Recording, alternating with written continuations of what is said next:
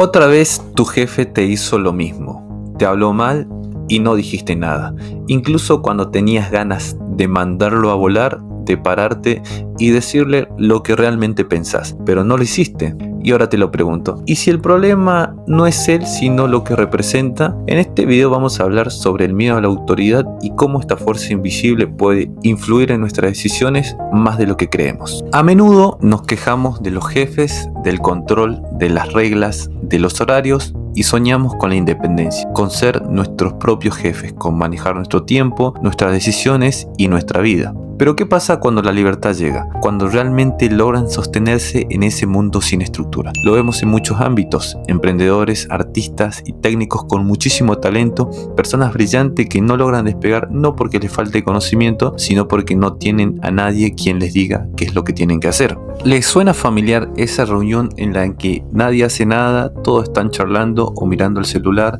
hasta que entra el jefe y de pronto todos se acomodan, se enderezan, vuelven a trabajar como si la presencia del jefe fuera el botón que activa el movimiento?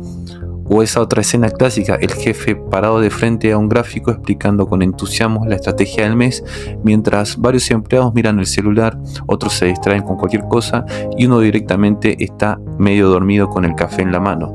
Nadie escucha, nadie quiere estar ahí, pero en el fondo esa reunión es muy importante tanto para la empresa como para los mismos empleados. Y cuando el jefe no está, muchos se desconectan por completo. Paradójicamente, cuando tienen un jefe se quejan del control, pero cuando están solos se pierden en la inercia, la procrastinación o la desorganización. Y entonces, sin darnos cuenta, el jefe, esa figura que tanto rechazamos, puede ser también el que nos mantiene en movimiento, porque en el fondo no siempre es fácil sostenerse solo con la fuerza de la voluntad. Este video no es una defensa de los jefes autoritarios ni una crítica a la independencia, sino que en este video vamos a hablar del miedo a la libertad, de la obediencia, del rol de la estructura y de cómo muchas veces la responsabilidad no es algo que viene con nosotros, sino algo que tenemos que aprender. Porque cuando no hay nadie que te diga qué hacer, todo recae sobre vos y ahí es cuando empiezan las dudas, las parálisis y la procrastinación. Entonces, aunque suene paradójico, muchas veces la figura autoritaria cumple una función emocional.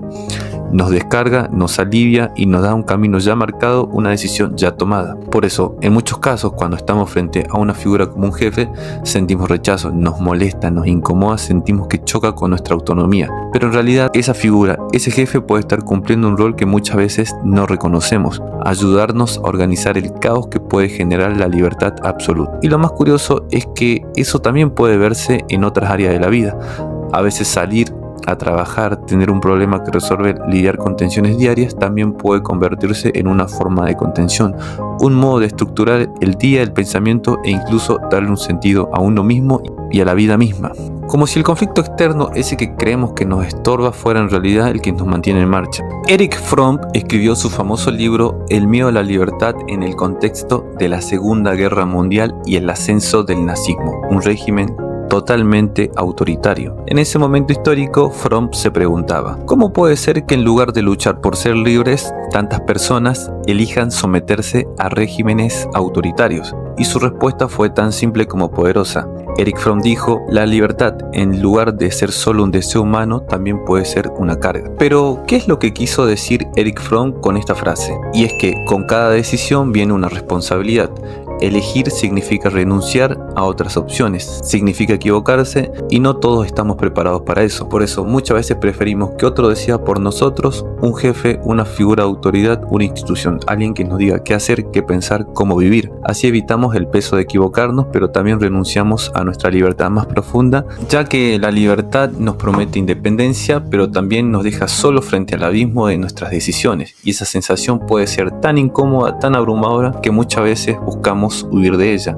Por eso es que este autor en su libro Miedo a la Libertad saca tres conclusiones principales. La primera es que la libertad moderna es ambigua. En las sociedades tradicionales la vida estaba más determinada por la religión, la familia, el rol social.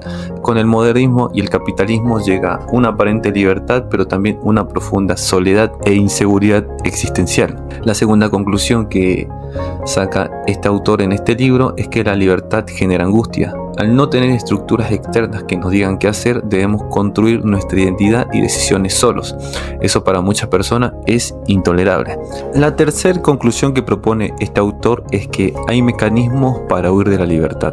Fromm habla de 3 formas en que las personas escapan de su libertad. La primera es el autoritarismo, someterse a una figura fuerte que nos diga qué hacer, como jefes, líderes políticos o líderes religiosos. La segunda forma de huir de la libertad es la destructividad. Según Fromm, cuando la libertad se vuelve insoportable, algunas personas no buscan escapar de ella escondiéndose, sino atacando todo aquello que lo hace sentirse impotente, destruyendo así ideas, vínculos, destruyendo la vida de otros o a veces incluso destruyendo la vida de uno mismo. Esta actitud destructiva no siempre es evidente, puede manifestarse como agresividad constante, como odio hacia ciertos grupos, como cinismo, violencia o crueldad disfrazada de justicia. Fromm plantea que quien no logra construir un sentido de libertad auténtico puede volverse destructivo para sentirse fuerte.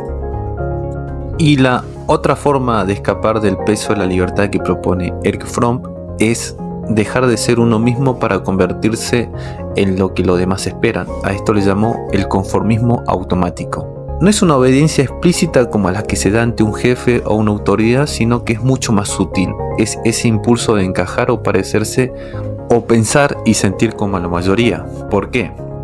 Porque ser diferente implica tomar decisiones, implica sostener opiniones propias, implica arriesgarse al rechazo.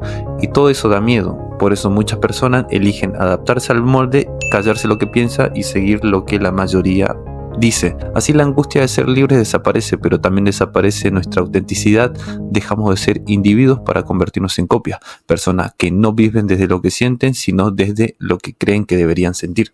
¿Y tú qué piensas? Entonces, si huimos de la libertad con violencia o con obediencia disfrazada de normalidad, ¿de verdad somos libres o solo vivimos intentando no sentirnos solos? Déjame tu opinión en los comentarios y nos vemos en otro video.